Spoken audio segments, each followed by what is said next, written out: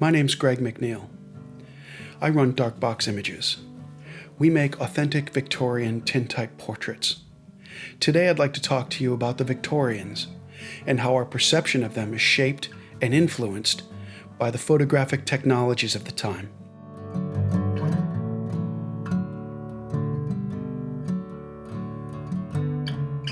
We often think of the Victorians as dour and melancholic. One of the reasons we think this is that the photographs that we have from this era seem very dark and moody, with subjects dressed in grays, darker grays, and black, with blank expressions on their faces. This couldn't be further from reality. Firstly, the Victorians rarely smiled in photographs. This was in part due to the technical challenges of the time. A photographic exposure could be as long as 20 to 60 seconds or longer, depending on the light and chemicals involved. Also, due to the stylistic standards of the time, portraits were seen as a very upper-class thing to have. In the past, painted portraits had a gravitas. They were very expensive and would take months to complete. Photographic portraits were much less expensive, could be made in minutes, and were accessible to anyone of any social class. However, the aesthetic of the formal painted portrait bled over to the photographic and remained a very solemn and staid occasion, not frivolous. While some of these portraits were indeed taken at funerals, a vast majority of them were taken in portrait studios. Whatever the photographic occasion, smiling was rarely appropriate.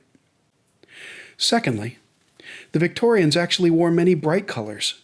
We know this through paintings of the time. One of the reasons for this explosion of Victorian colour is mainly down to technology. This industrialization saw the birth of artificial dyes for both textiles and paint. It was the first time that colored emulsions were made available in tins. Previously, artists and painters had mixed their own colors, and these recipes were closely guarded secrets. Many Victorian houses were painted in several contrasting bright colors, and much of the wallpaper inside those houses would be thought of as a bit garish and loud today. This brings to mind an interesting story about a man named Wilhelm Scheele. He created a phenomenon with a color he called Scheele's green, also called Paris green. This brilliant green was made with a compound called copper arsenite. Around 1814, it was replaced with emerald green, which was a much longer-lasting pigment, but also made with copper arsenite. When ironing clothing dyed with emerald green, the heat of the iron would cause the compound to release a poisonous gas. When used as a paint, tiny bits would flake off and become airborne, and once in the lungs, the body's own metabolism would create this same gas.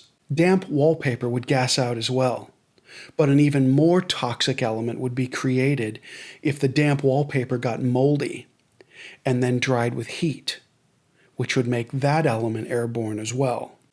A confectioner in Gurrick, Scotland, used the copper arsenite colorant as a food dye in sweets. Once the toxicity of this element was realized, no one in the UK made green sweets of any kind for a period of 50 years, just in case. Napoleon fell in love with the color, and during his exile, he had several rooms in his home papered with emerald green wallpaper. It was long thought that he died of arsenic poisoning. Around 2002, a test on his hair revealed that he had heightened levels of arsenic his entire life. It was determined that he died of gastric cancer, not arsenic poisoning, although his wall decorations couldn't have done him any good.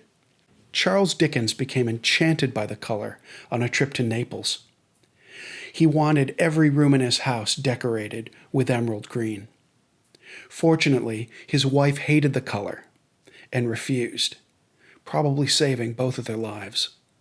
You can still see examples of Scheele and emerald green wallpaper and clothing at the Victoria and Albert Museum in London. The most popular form of photography at this time was called Wetplate Collodion. Frederick Scott Archer invented the Wetplate Collodion process in 1850. It's a process which involves pouring a substance called collodion onto a glass or metal plate, soaking that plate in silver nitrate, exposing the image, and developing the plate by hand. Our misconception of the dour Victorian has much more to do with the color spectrum sensitivity of the photographic processes of the time. than it does with the Victorian sense of fashion and color. Spectral sensitivity refers to the range of light that a particular process sees or is sensitive to. All historical processes prior to 1906 are what is called orthochromatic, meaning they are only sensitive to the blue and ultraviolet end of the color spectrum. And therefore, all of the red, orange, yellow, and most greens will tend to photograph very dark because the chemistry isn't sensitive to these colors. When examining this still life of colorful fruit, you can see how the collodion interprets the various colors. Now let's look at the color image again and see how the colors are represented when simply rendered black and white, similar to a panchromatic black and white film that many of us grew up with. Panchromatic means that the film is sensitive to the entire visible light spectrum. The first panchromatic emulsions were introduced in 1906. Now, let's look at the orthochromatic collodion image compared with the panchromatic black and white image. Look at how the red apple and the green pepper are rendered in color, and then the orthochromatic collodion, and then the panchromatic black and white. Let's look at this image of a family again. We can see how the clothing is most likely very colorful and vibrant. Looking at paintings of this era, we can see how colorful the clothing is, even taking into account that the discolored varnish used in the painting has biased this entire image towards the yellow. The exception to this rule will be shiny fabrics, like silk, since they reflect more light than they absorb and therefore photograph much lighter.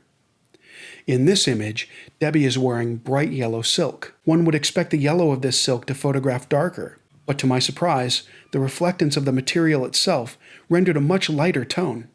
Notice how the corset, which was also yellow, but made of a different fabric, photographed predictably darker.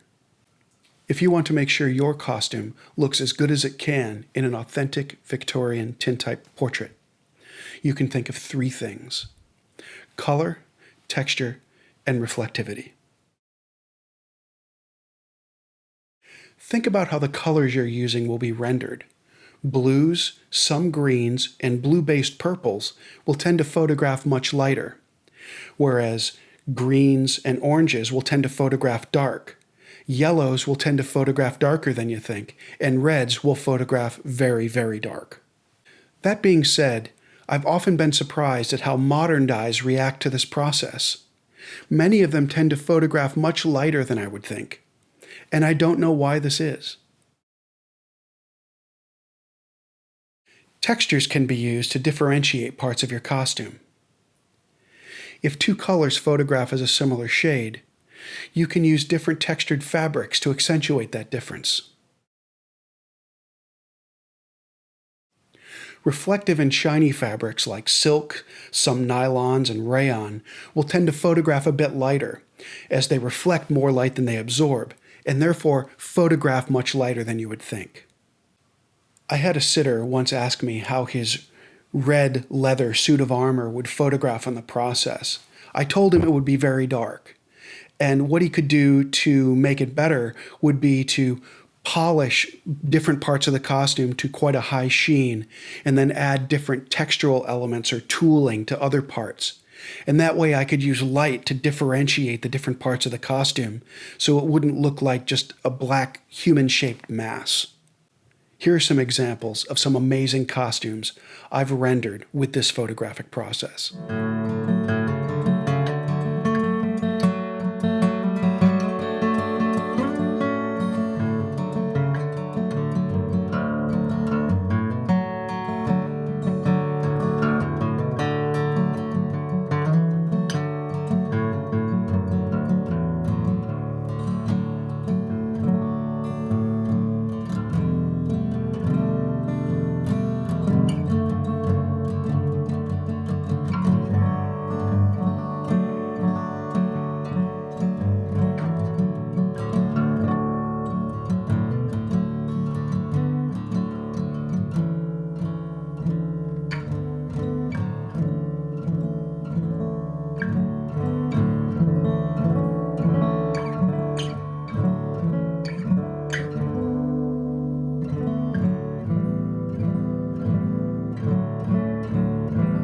Thanks for joining me today. I hope you got something out of this and found it interesting. We'll see you again real soon.